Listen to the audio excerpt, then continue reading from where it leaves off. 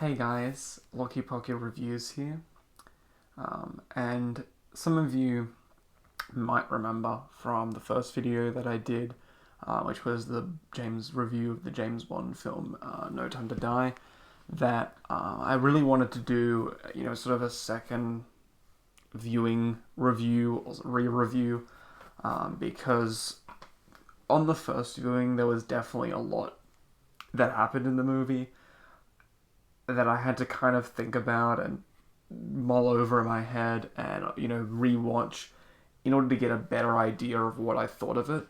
And so this video is basically just going to be kind of me, going through my thoughts on it now that I've sort of, had, like I said, two viewings and I had some time to think about it. And I guess the one thing I'll point out is that this is going to be a spoiler review. So if you haven't seen the movie, then I would recommend not watching this. But yeah, basically I'm going to go into major spoiler stuff, and yeah, basically with this one, on the second viewing, because I'll start off with, I guess, whether it's improved or gotten worse with the second viewing, and for me it's kind of both. Like it's weird. It's very weird. Um, like I'd say my overall thoughts on the film have gone down, have kind of worsened a little bit, but there are some aspects that I think are a little better, but then other aspects that aren't as good. So it's like overall it's kind of gone down more than it's gone up, but there's still some decent stuff that's gone up for me. So it's like it's very complicated. But I think obviously with this film, considering what happens, with obviously James Bond dying and him having a kid and there being another 007 and just all this stuff, I think it does create that very sort of polarizing kind of effect on a lot of people. Some are either behind it or not, and in many respects, I kind of like to see this. I kind of see this as sort of very similar to another James Bond film, and some of you might know which one, but it's On Her Majesty's Secret Service. And for those people who haven't seen the movie, basically the premises was basically James Bond falling in love with a woman. And, at that time when that movie came out, prior to that, it was only the Sean Connery era, like movies. It was like five of them, I think. And, the whole thing about James Bond was that he would just, be on and off with women. And so when that film came around, it was very shocking. Like, it was kind of, people didn't know what to think of it. And, it didn't also help that there was another James Bond, different actor playing James Bond, George Lazenby. And so, at that time, when it came out at least, it sort of had that sort of effect where people just were kind of very divided. But it's grown a big following, and now it's considered one of the best by some people. Well, there are people that still don't like it, and but generally speaking, its popularity has grown since it's come out. And I get the feeling with this, it's kind of the equivalent where again it does, with the as I said with On Her Majesty's, someone Bond falling in love, and if you haven't seen, and spoilers if you haven't seen the movie, but the wife dies. And with this one, we now have one where it's not the wife dying, it's the love interest dying, it's James Bond dying, and so it's kind of like that next step up, I suppose. And so that's kind of the best way for me to sort of categorize it, like how exactly what it's trying to do or what it's trying to achieve. It's trying to be the next big, like, kind of divisive, polarizing sort of movie that is sort of going to split people. And the thing is that with those sort of movies or those sort of stories, really what matters to me the most is, how how well it's done. I don't mind if you want to do something that's meant to be kind of a big shock to the system, or something that's meant to surprise you. That can be done well. And so, I'll use, The Empire Strikes Back. The fact that the villain, Darth Vader, is the father of the hero Luke Skywalker, that's a pretty big, shocking twist or whatever. But it still works within the story, and the whole themes and ideas all kind of center around that twist. It doesn't just come out of nowhere. And there are like little subtle hints as well through the movie early on. So it's like it fits. It's like the reason the twist works is because it makes sense within that story. It doesn't just come out like, oh, surprise, but we didn't really. It's like it makes sense basically. And but with this, and I also would say with Honor Majesties, I feel like it kind of feels like there's sort of one element that's kind of missing. With Honor Majesties, to me at least, it was the fact that Bond, George Lazenby, I didn't think was a very good Bond. And that kind of soured the whole thing for me because I just wasn't as invested in what was going on because, like I said, I didn't buy him as James Bond. And with this one, the big problem for me is the story. And when I say that, I mean that there's just, the idea of, James Bond dying, that's a big idea. But you also throw in, like I said, James Bond having a child. Him with the woman that he was in love with in, Madeline Swan from the previous one. And then, sort of having a romance. And then it's, she betrays him, we think. And then it's kind of like him redeeming himself. And you also have the new 007. You also have this Hercules thing that's going to end the world. You have Blofeld come in for a bit, then dies. You have this Safin. It's like, there's just too much going on in this movie. And really, I think they should have just stuck with, if they were going to do it, like, I think if you want to do a story about James Bond dying, that's fine. And I think if you're going to do that, they really should have put the focus on really him and Madeline Swan and kind of the romance, because some of the best scenes in the movie, surprisingly, is, I think, like, there's one really good moment when Bond comes back to, Madeline Swan, is back at her old home, and the daughter's there as well, and he has this big little speech about how much she means to him, type thing. And I was like, that was a really good scene. And another really good scene is when he's about to die and he's like talking on the phone with her, and like those scenes were effective on their own, but because the romance, at least for me watching it again, I don't think they spent enough time building it up. Like, it's only really in the first maybe 10 minutes even, and then it's like betrayal, and it's like, or we think betrayal anyway, and then she disappears for like a good hour before she comes back again. And then now we're starting to, like, he's trying to, redeem himself, for not trusting her, sort of thing, which leads to him dying, like, whatever. I think if they were going to go for like a betrayal redeem story, that would have been really, really, really good.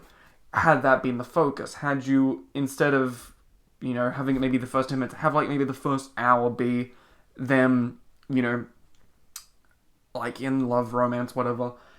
And as it kind of proceeds on, there's kind of some things coming up, and then at the hour mark, that's when it's like the big betrayal, and then it's like we cut, halfway through the movie he goes off, and then it cuts to like, I don't know, as it's done in the movie 5 years later, and then they meet back up again, and it's like a bit awkward, and then as the film comes towards the end, like maybe depending on how long the movie is, I'll probably, let's say maybe 2.5 hours long, because I think that's how long this one is anyway. So let's say 2.5 hours towards that sort of 2 hour to 2.5 hour mark. That's when the redemption thing happens with him dying, and like that would have been really interesting to me, at least to me, if they'd have done that. It would be very unconventional. Don't get me wrong, but I think if that's what the story, like I feel like that's what they were trying to do, was kind of like he betrays, he feels like he was being betrayed, and then he tries to prove, how much she means to him, to the point of like sacrifice. And like I said, if that was what they were for just focused on solely the whole time, I think that could have been like a really, really, really good idea. Hell, it could have made it like maybe one of the best James Bond films. I don't know. Like maybe I'm being a little too like out there, but I feel like that would have been really interesting, at least for me. Um, and instead of having Safin as the villain, who's not really that developed, have Blofeld come back. He at least has history with Bond and Madeline. Like that would have been made the stakes a lot higher and made things more interesting.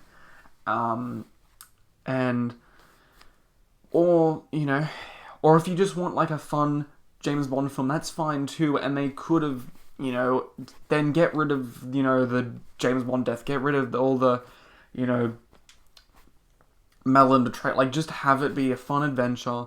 Maybe if you want to throw in the child, maybe, but like just keep it fun, light, like we usually enjoy with James Bond films.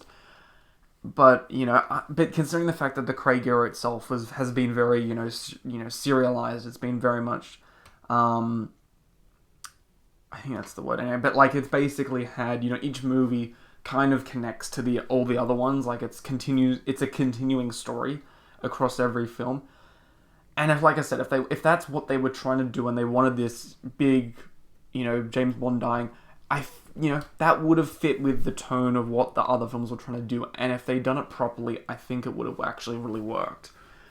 But it just doesn't. And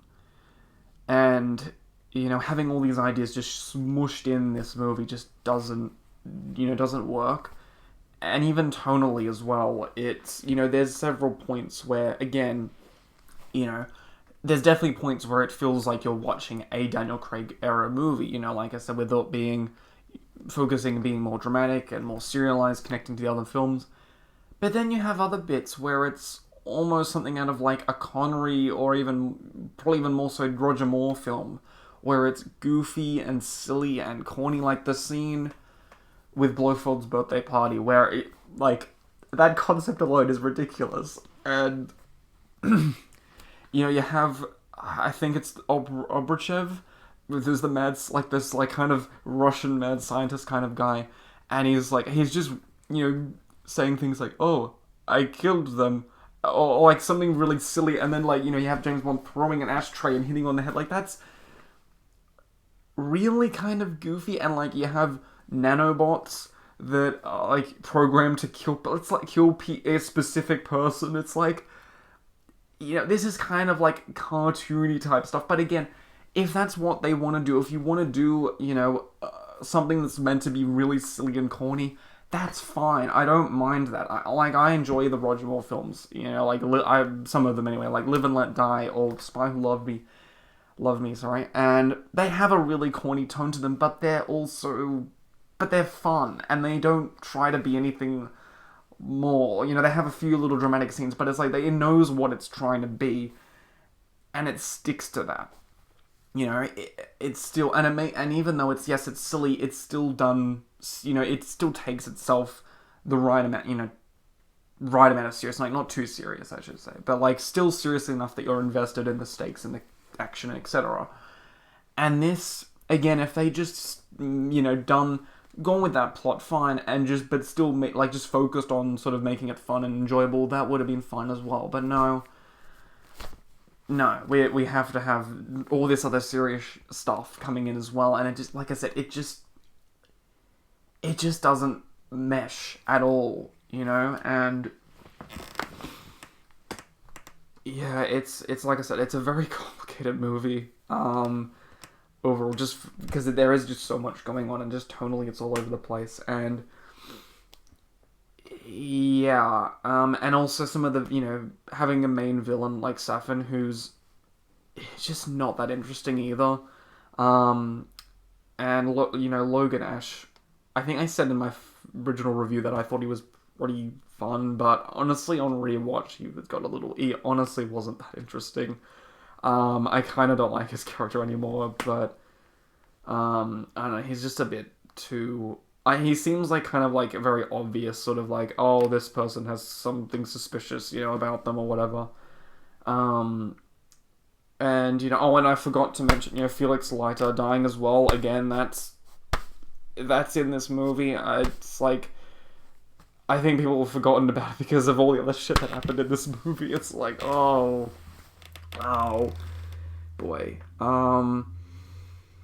But yeah, I don't know. I guess this really is kind of a lot like Book of Boba Fett, in that it's just like Book of Boba Fett. Sorry, it's just really scattershot, and even like some of these ideas are good ideas. They just need to be the focus of one movie, not like one idea in its own movie, not shoved in with a bunch of other ideas.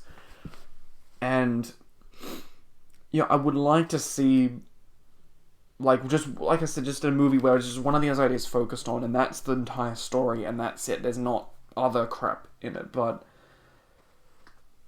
I don't know. In terms of, I guess, like, things, I guess the things that, like I said, the stuff that did improve for me, I think, is that there are some moments where I kind of feel like I can see what like, that sort of redemption arc that Bond has, and him dying, and I'm like, I feel like that, the act of him doing that, it was like, it's like there's some bits that work, and it was like, man, like, I see the potential. It's not like something where it's like I don't think it completely missed the mark. There are moments where it's like, no, I feel like I get what they're trying to do. It just didn't work. Or it just didn't have enough focus for it to work anyway. And as I said in the first review, I still think the action scenes are still really good. The ideas that are in there are good ideas. They just, like I said, just need to be fleshed out more. And it is still a Daniel Craig film. Daniel Craig is still really good in it. Most of the side characters are also really fun. Obviously, the MI6 regulars, Q, Moneypenny, M, Tanner. Even when Felix is there for that bit, like, that's always fun too. Some of the new ones, like, as I mentioned, Obrachev is, he's honestly so funny. I just forgot how funny he was in this movie. Like, he's almost something out of, like, the Sam Raimi Spider-Man movies, where he has just these awkward lines, but it's really funny. So I kind of love this character, but and Primo as well with the bionic eye. Like, that's such I love, like, probably one of the best Bond henchman characters that we've had in a while. I think, like, the last one that I can remember being, like, pretty fun and enjoyable. Oh god, I want to say. But it might even be GoldenEye, honestly, because I think the Craig era in general hasn't really had many memorable henchmen. So it's like I'm going back to, like, the Brosnan era. I'm trying to remember if Tomorrow Never Dies had one, but I don't know. I'll say GoldenEye with Xenia Onatopp. Like that's how, like, long we've had without a good Bond henchman. So it's like I'm so happy we have a good one again. So props to this movie for that. And I guess you could kind of, I don't know if you count Obrachev as a henchman, but anyway, Primo is just so, I just think he's just so memorable and fun. Anyway, enough about that though, and I don't know. I guess if I were to rescore the movie, I'll probably just say probably a 6 out of 10. It has, like I said, it has gone down. But like the things that I've mentioned, like the action, the characters, is enough for me to say that I like it and I enjoy it and I get what they were trying to do. It just is just so all over the place that it just doesn't overall. I can't call it a good movie.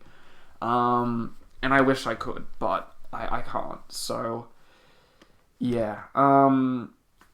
So I know the video is like almost 20 minutes, so I apologize for that, but this is just a movie where there's just a lot of things to talk about, and yeah, I think that's about it though. So yeah, yeah, take care.